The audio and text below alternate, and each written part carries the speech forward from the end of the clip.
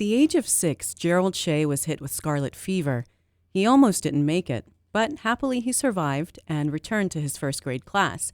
He found that if he sat in the front of the class and watched the teacher's lips, he could figure out the words that just didn't make sense.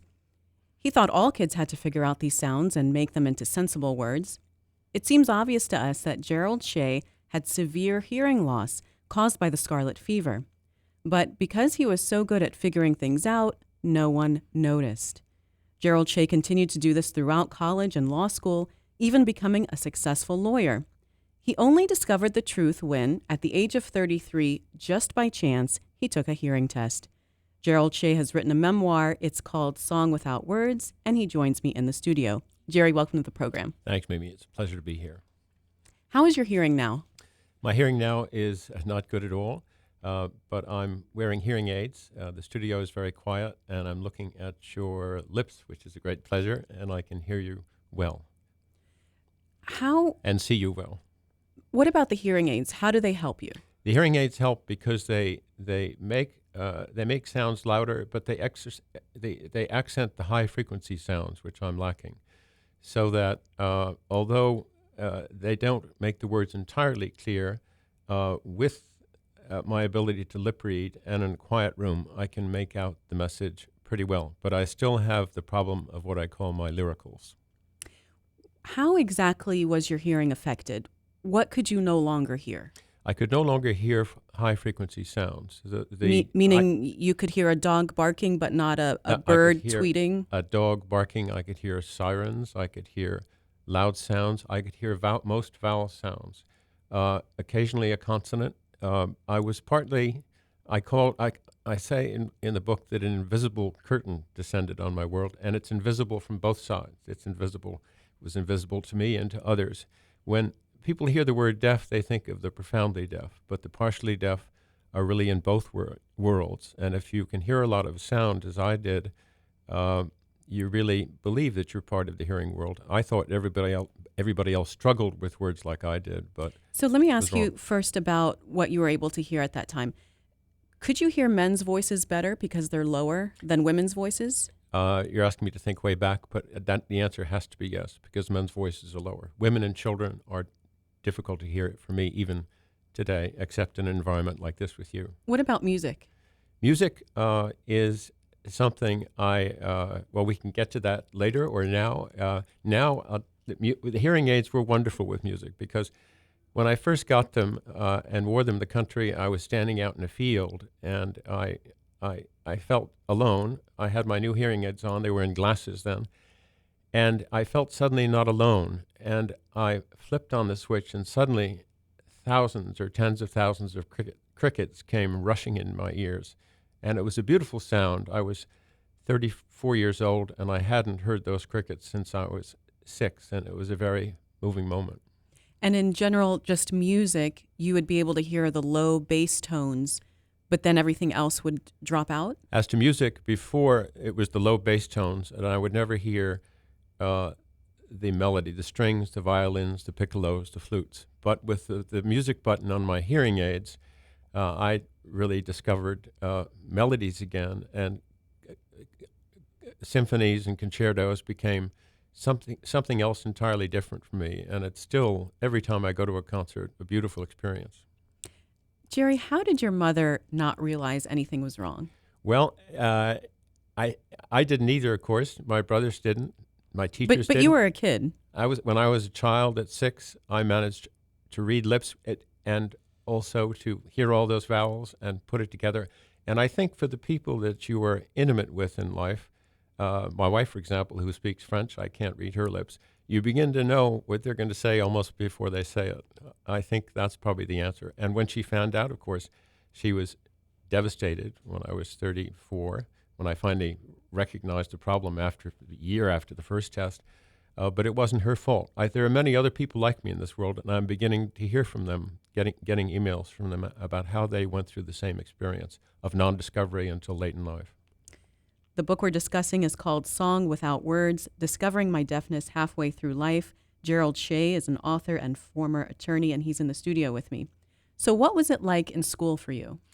In grammar school, I think it was not too difficult. I remember the wonderful elocution teacher we had, Mrs. Maroney, who would shout out, I don't know, what was the poem? Abu Ben Adam awoke one night from a deep dream of peace. And of course, I could hear that pretty well with all those spondees sitting, as I did, I think, with Mrs. Maroney in the front of the room. For other teachers in the normal environment, it was a question of putting the words together, and it was tough. There were some tearful moments when the nuns would ask me why I seemed to drift sometimes. But they seemed to ask me that because I would look adrift in class. I don't know what I was doing, staring at their lips or maybe tuning out for a while. But academically, I did pretty well because I could read well and I could write well. It's interesting when you say, some people said that you didn't seem like you were paying attention, that you would drift off. And it reminded me of attention deficit disorder, that there's a lot of kids that are being diagnosed with that, and some of them might have hearing loss. That's quite possible. If anything, it's sad because if anything, the experience is one of super attention. You've got to pay very careful attention, consciously or unconsciously, early in my life, in order to get the message. So it's the opposite of attention deficit disorder. So you said that elementary school wasn't that hard, but what about college and law school especially? Well, it became more difficult I went to Phillips Academy in Andover and would piece words together. In difficult courses where the vocabulary was new and different, like in physics, I asked the teacher to give me a course after each class 3 times a week, and he agreed, and we sat knee to knee, and I went through the course. I went from a low 70 up to high 80s, which is very good at Andover. So I had a lot of help. And it's curious. You'd say, well, why didn't that teacher realize something was wrong? And I think the answer is that he simply thought that I had an economics teacher at Yale too, different way of learning, and that the intelligence was there, but I simply had to be helped along. At Yale, the first day I went into a large class at Yale, the seminars were sort of okay, the same old problems, but they were okay. And the teacher started talking. I saw all my classmates pick up their pens and pencils and start writing, and I thought, what a great university, or what a great student body, because I had no idea what the teacher was saying. So you just thought that everybody was smarter than you, that they somehow got it, but you didn't. I thought that everybody heard the same sounds I did, and that's typical of people. There are others like me in the world and the United States, but I thought that the others could simply analyze those non-words or wrong words more quickly than I could. And yes, I guess I thought I had an intellectual shortcoming. But why would people talk like that? Why would they say those wrong words? They wouldn't say the wrong words. They would be speaking as other people speak, and everybody else was bright enough to make those transitions that I couldn't make. I was just like everybody else, as far as I could tell. But really, the bottom line, Jerry, is that you had to be incredibly intelligent to not only get through law school, but to get straight A's in law school after not hearing most of the lecture? Well, law school was a little different and it was an unusual experience for me because I was not doing well at first in law school not very well and in law school to succeed, you have to do very well, I think. I finally managed to get to the front of the room. At the beginning of law school, I was back with the S's, and in the nose of the quadrant, I carefully wrote down everything I heard, all the non-words and wrong words, and went back to my office. I worked for a teacher, and from 8 o'clock on at night until 2 in the morning, I would reread the case and translate those lyricals. I haven't told you what lyricals are yet. Translate those long words or wrong words into the English language. And with that exercise, I finished very close to the top of the class. It wasn't going to work in real life, but it worked in law school. Tell us about lyricals.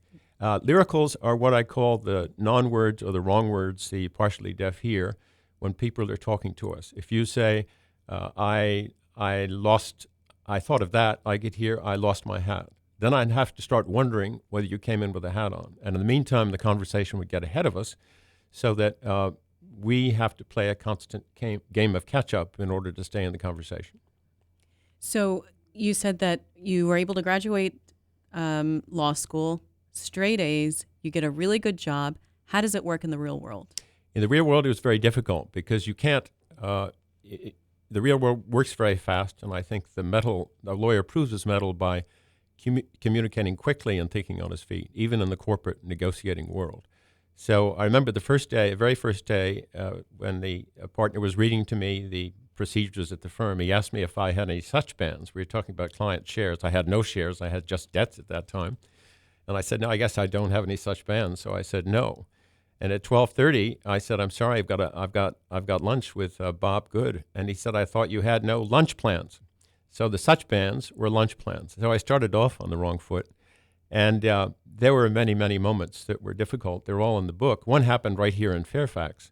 When I was down here for our client, I forget who they call him, who I called him in the book, but let's say it was New England Mutual, looking at a real estate investment. I found a restriction in a deed, which was good because we were investing, and it put us in a strong negotiating position.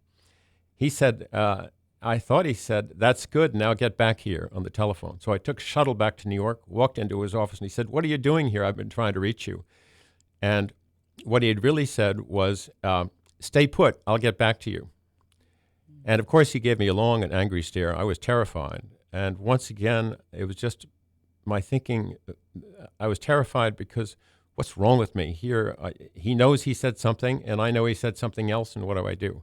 But it's not something I was ready to talk about. And when he saw how scared I was, he dropped the subject generously. Gerald Shea is in the studio with me. He's an author and former attorney. The book is called Song Without Words, Discovering My Deafness Halfway Through Life. So what did you think was wrong with you? I thought that I was, I thought that I was intellectually slow, at least at understanding. Can't be. Well, at least at understanding speech.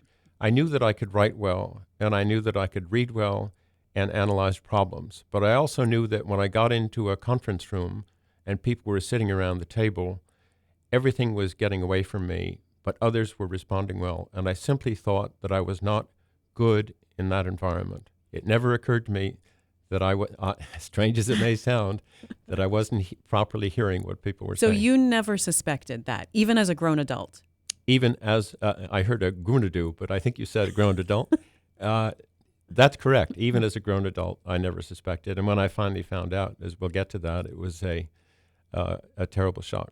Well, let's get to that, because at the age of 33, you're going to be starting a new job. They say, by the way, there's a physical, and you go and do a hearing test. What happens? Right. I go into a hearing test with a woman I call Miss Oracle. I don't remember her name, but I call her Miss Oracle. And she gave me the test, and she rang 20 tones, and I guessed 5 of them. Before going into the test, she asked me if I heard well. I said, yes, loud noises bother me terribly. So I thought I had sharp ears, but apparently in fact, that's the sign of deafness.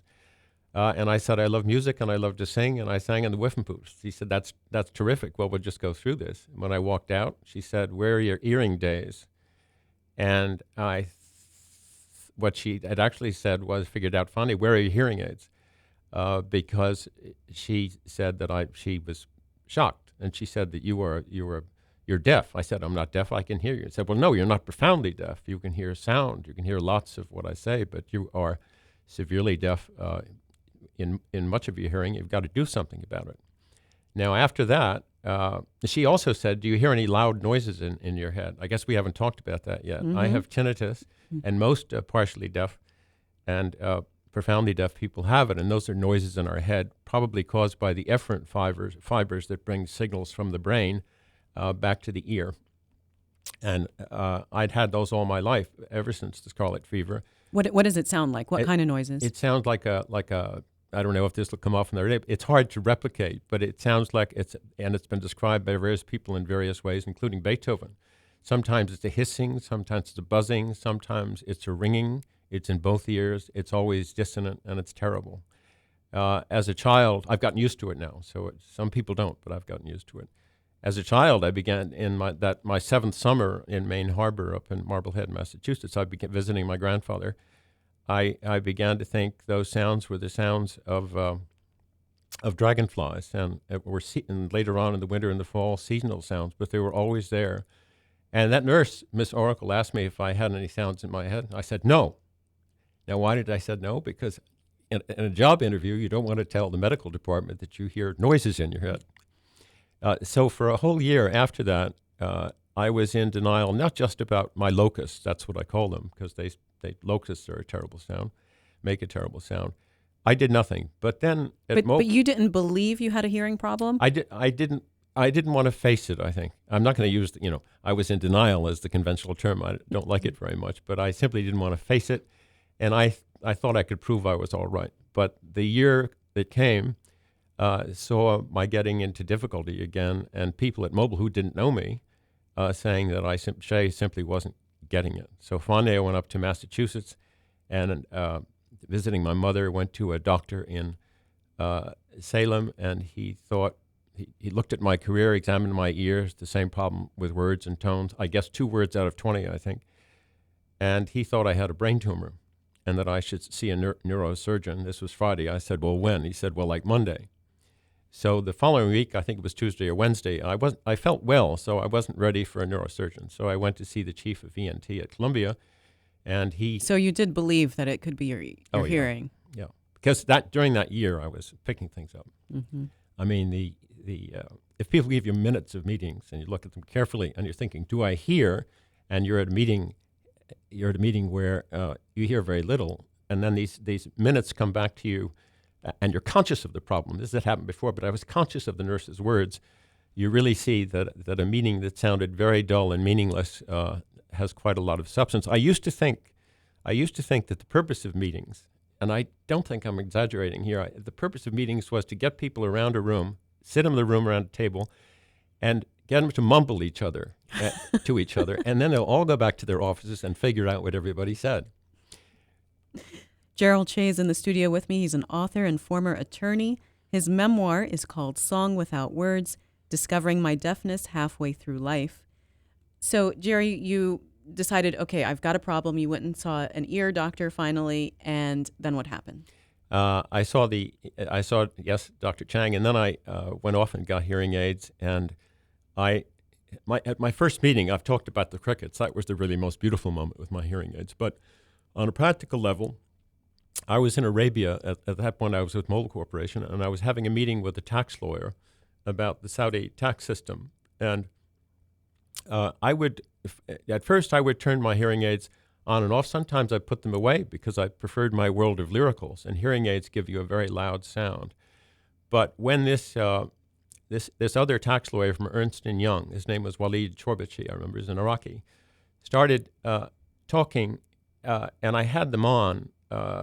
They were in glasses at the time. I really began to notice that words were registering that would not have registered otherwise, and I kept them on. And Walid noticed the effect on me, and his mother, I think, had hearing aids, looked at me, dropped his hands, and it was my first meeting. First real meeting, you mean? Wow.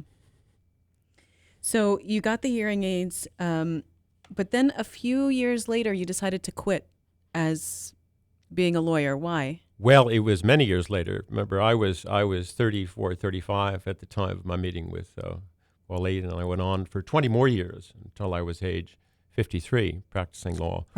With my hearing aids. I went back to Debevoise in Plimpton. And you were giving yourself ulcers, essentially. Well, the ulcers came, I forgot the ulcers. The ulcers came in my earlier years of practice. Because you were just so worried and so wound up. Because I didn't know what was wrong. Yeah, I knew something was wrong, but not what. So I had ulcers before I was finally diagnosed and got the hearing aids.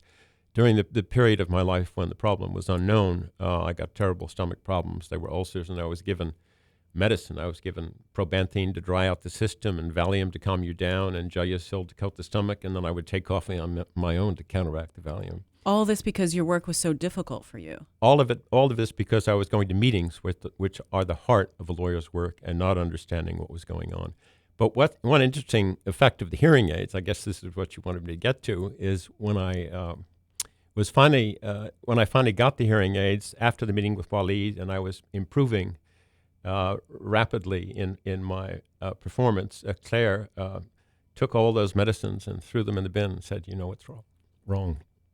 And you never needed them again? I haven't had a stomach pain since. So you quit your job.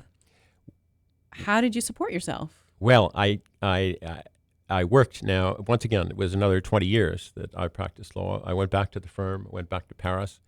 But it still wasn't working. It still wasn't working. It was still Paris had changed. When the first firm first sent me to Paris, when I think partly because I was sick and because they wanted to figure out what was wrong, whether I could get better. Practice was easy. It was Mrs. Smith coming over to Mrs. Watson, Mr. Watson Tom Watson of IBM buying an apartment from our client, or people on junkets. You'd have to entertain them, and occasionally there'd be a real deal, which were difficult, especially in French. But when I went back to Paris after Mobile, it had become very much like New York, and there were large transactions. And I graduated from my hearing aids to so-called omnidirectional microphones in the middle of the room, and it just became very, very difficult to manage in that environment. I did it pretty well. You mean a microphone that you would just set on the table and there would be a attach microphone in the middle of the table, yeah, and then it would transmit the sound by FM radio to a receiver on my belt, and then I would have a loop around my neck plugged into the receiver, and I would communicate that way. The trouble is that the omnidirectional mic isn't really omnidirectional. It picks up the person who's closest to it, but not the other people in the room. And I was leading these meetings. I mean, if you think about the Peter Principle, I was up at my max at that point, and it was very, very tough, extremely challenging. And again, I don't think I'm heroic or anybody special, but it was a real challenge. And if the client next to me, whether it was a bank or an industrial company or a government client, I'd have to turn off the microphone to listen to him or her in my hearing aid, and then miss the conversation that was as it was going on. Was it hard for you to take that decision to leave? No, it was very easy. It's very easy for me. It was tough for my wife, Mm-hmm. but easy for me. I had some time. There was a slow point in the Paris office. There were no deals. I don't know, for about a week or 10 days, and I had some time to think about where I was and to think about my hearing and the struggles I've been going through. The ulcers never came back because I knew what was wrong. At least that's my medical analysis of the situation. But I really thought at age 53 that if I kept this up, someday I wouldn't come home. And that's what I ultimately told my wife. How did you support yourself and your family? Well, we'd saved a lot of money. My wife fortunately has some money too. And so living in Paris doesn't cost us very much. And I must say the firm also was very generous with me when I left. The firm, Debevoise and Plimpton, I should mention their name, have been terrific throughout. So you learned sign language later in life, isn't that right? I decided after I stopped practicing law that I should do something. Of course, I knew I'd be doing something. And I thought, well, I love to write, so why not write? And I thought of a few subjects I might want to write about. I wrote a project, I still may do it, on the deportation of the Acadians from Nova Scotia in 1755. But unfortunately, a Yale teacher wrote a book on the same subject at the same time and got his out first. But I don't think he quite got it. I mean, he's good, but he's got all the facts in there, but I don't think he got the real message of what happened there. So you did some research, though, on sign language. And I did research. Yes, I did. I finally decided I should write about the partially deaf. And I went over to a place called the Institut National des Jeunes Sourds. It's called Saint-Jacques. I went over and I said, I want to write a book on the partially deaf. Where do I find the information? They said, well, read about the deaf, and you'll find the partially deaf in the interstices of what you find. And I did sort of, but I also decided that the story of the profoundly deaf was beautiful, so I took sign language courses in order to understand how it worked, but I never really learned the language. There was a time, though, that sign language was not encouraged for the deaf. That's right. I think throughout history, sign language was discouraged until the early 19th century. Why? Well, simply because there are historical reasons for it.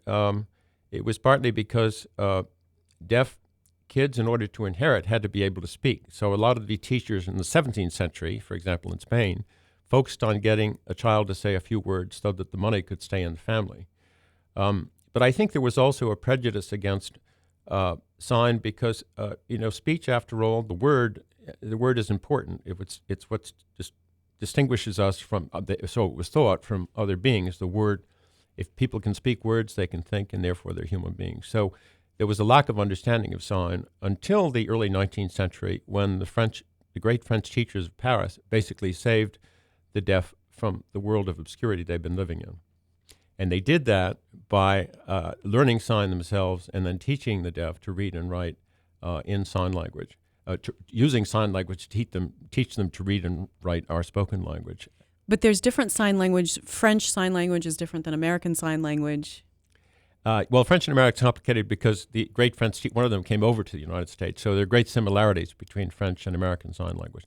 But basically, like spoken languages, sign languages differ from country to country and from region to region because there's no inherent connection between words or signs and the reality that or ideas that they're describing. It's all arbitrary based on consensual agreement among people living together in regions or countries. Jerry, what do you think we can do for those that are partially deaf or profoundly deaf? I think for the profoundly deaf, we need to think hard about how they're being treated today. I can get into this briefly now. I think that cochlear implants are a wonderful new device for people who have had language. They are complicated. They require a lot of therapy. The sound is not agreeable. Music is lost. But eventually, people who have heard and have spoken can make connections between those sounds and speech and come back into a world that has gone silent for them, almost absolutely silent, and is no longer silent. For babies, I have a question as to whether we should be implanting infants so quickly because I wonder whether they are really going to wind up with an effective language. And it could be that if this child had sign, he could express, or she could express himself or herself in a fuller way and be a complete person. But the jury is out on that, and